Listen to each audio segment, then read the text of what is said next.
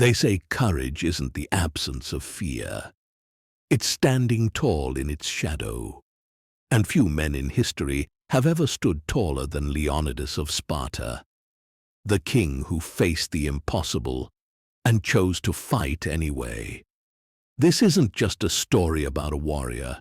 It's a story about what it means to be human, to face the end with honor, to stand not because you will win, but because you must. Over 2,500 years ago, in a narrow mountain pass called Thermopylae, 300 Spartans stood against the full might of the Persian Empire.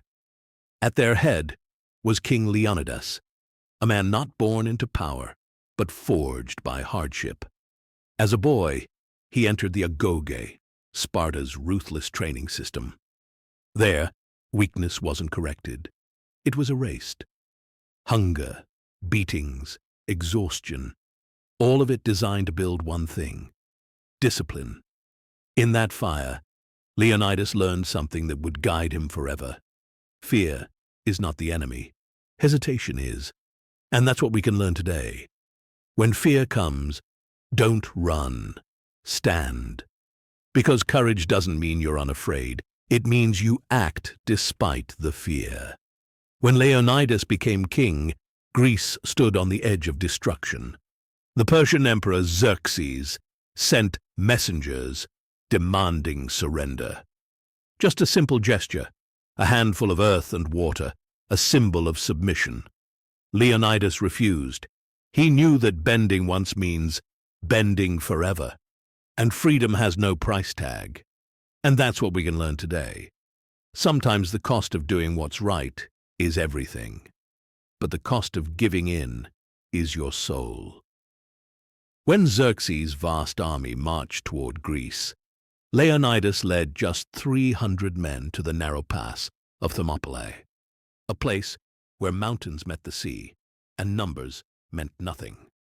There, he made his stand. For 3 days, the Spartans held back an empire. They fought shoulder to shoulder, shield to shield, an unbreakable wall of courage. When the Persians threatened to block out the sun with arrows, one Spartan laughed and said, "Then we shall fight in the shade." And they did. They weren't fighting for victory. They were fighting for time. Time for Greece to unite, to prepare, to believe that freedom was worth dying for. And that's what we can learn today. You may not control your odds, but you always control your effort. Strategy, discipline, will.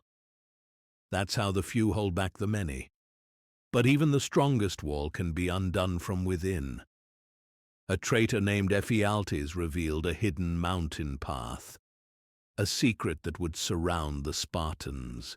When Leonidas learned the truth, he didn't retreat. He accepted his fate.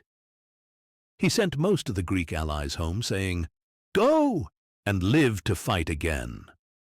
But his 300 Spartans refused. They would rather die with their king than live without honor. That night, by the fire, Leonidas sat in silence. Perhaps he thought of his wife, Queen Gorgo. Perhaps he thought of his son. Perhaps he simply accepted that a man's death can be his greatest victory. And that's what we can learn today. True leadership isn't about commanding others. It's about inspiring them. The best leaders don't rule through fear. They lead through example. At dawn, the Persians attacked from all sides. The Spartans fought until their spears splintered, their swords shattered, their hands bled. When Leonidas fell, his men fought to protect his body. Because to them, he wasn't just a king. He was Sparta itself. When the last Spartan died, they found a wall of the fallen, a monument of defiance. And above that field of death, history carved these words: "Go tell the Spartans, stranger passing by, that here, obedient to their laws, we lie." They didn't die in vain. They died for an idea. And that's what we can learn today: to live for something greater than comfort, to fight for something that outlives you, your values, your integrity, your name. Leonidas didn't win that battle, but his stand gave Greece time. Time to unite, to rally, and ultimately, to win. That's the paradox of sacrifice. You might not see the victory you fight for, but your stand can make victory possible for others. And that's what we can learn today. Every small act of integrity, every moment you refuse to give up, echoes beyond you.